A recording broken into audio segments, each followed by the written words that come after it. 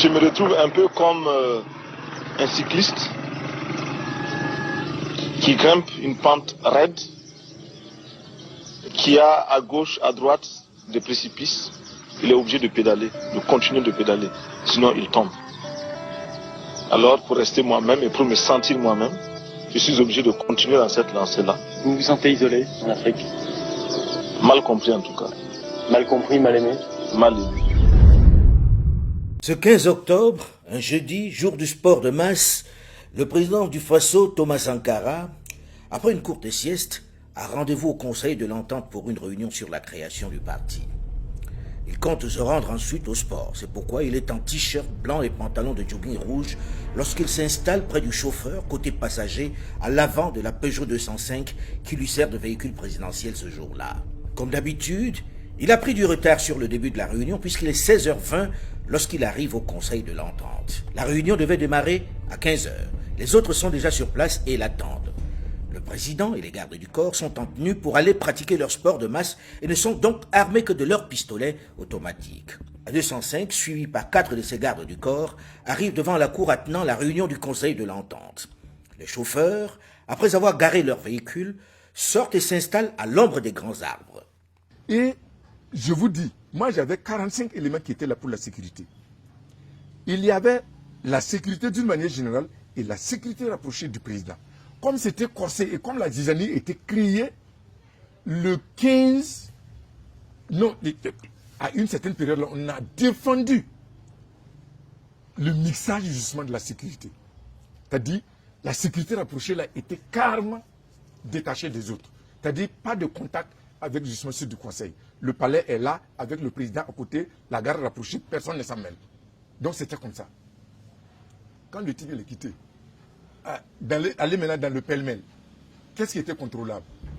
À 16h35, le président prend place au bout de la table de réunion.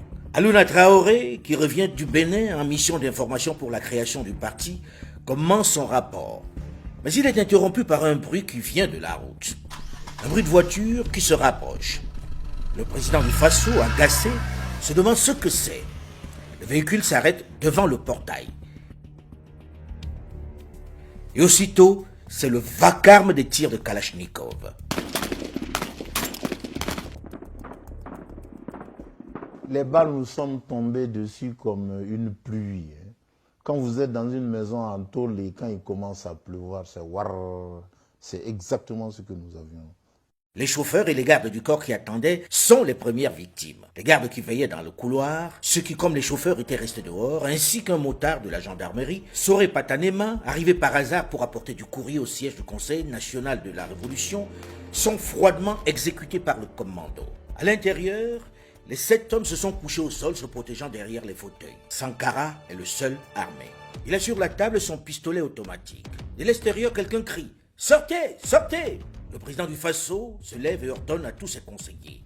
« Restez, restez, c'est moi qu'ils veulent. » Il quitte la salle des réunions les bras en l'air. Alouna Traoré est dans la salle et le voit partir. On a été assaillis et le PF est resté à l'intérieur. Il dit que c'est de lui qu'on avait besoin. Il est sorti les mains en l'air. Et puis la suite. Thomas Sankara a à peine franchi la porte qui est en face de 2 militaires. L'un marque un moment d'hésitation, mais l'autre tire sur lui à bout portant. Thomas Sankara s'effondre. Un des assaillants fait sortir les collaborateurs du président. « Dehors, dehors, sortez !»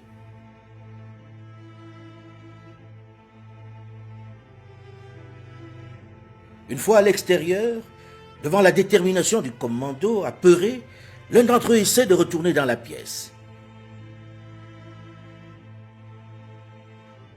Il est abattu d'une rafale dans le dos. C'était Philippe Zagré. Tous les autres sont abattus dans la foulée. Toutes les personnes présentes dans l'enceinte du conseil pour cette réunion ont été tuées. Toutes sauf une.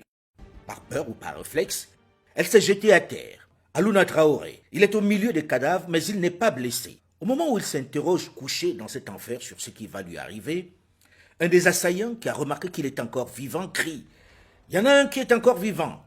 Celui qui est tout en bleu. Lève-toi, lève-toi !» Il se met debout, mais on lui intime à nouveau l'ordre de se recoucher. Pendant ce temps, les autres tirent en l'air pour laisser croire à ceux qui sont à l'extérieur que les combats font rage dans l'enceinte du Conseil de l'Entente. Un des putschistes s'avance vers Alioune Traoré. Il le connaît bien puisqu'ils font du sport ensemble. Et il se souvient de lui comme faisant partie de la garde du numéro 2 du Faso, Blaise Compaoré. Il lui annonce qu'il va l'achever. Mais un autre qui est visiblement le chef du commando s'interpose. L'un d'entre eux lui fait remarquer qu'il a tout vu et qu'on ne peut pas le laisser partir comme ça. Tu vas rejoindre les autres, lui dit-il. Alioune Traoré est dans un brouillard. Il ne réalise visiblement pas ce qui lui arrive. Alors il demande une chose surprenante. Il veut faire pipi d'abord. Oui, il veut faire pipi avant qu'on ne le tue.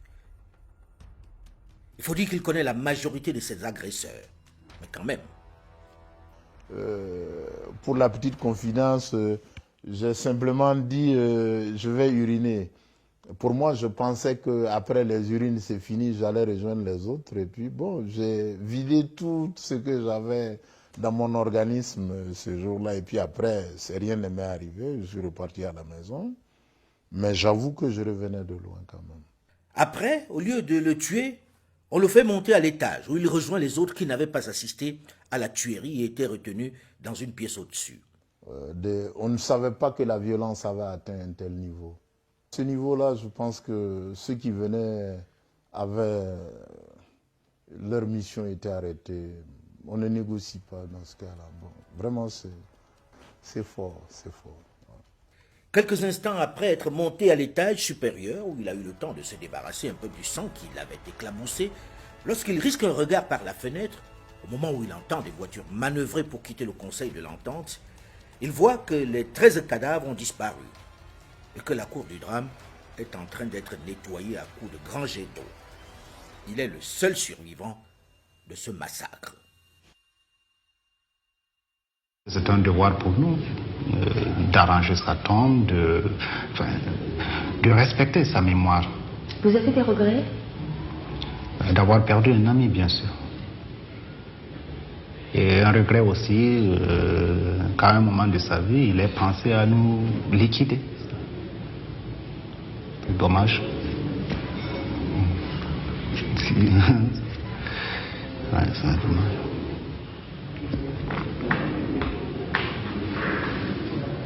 Enterré à la hâte avec ses camarades dans la banlieue de Ouagadougou, il faudra attendre 34 ans à la faveur de la chute de son tombeur Blaise Compaoré justement pour qu'enfin s'ouvre un procès sur cet assassinat.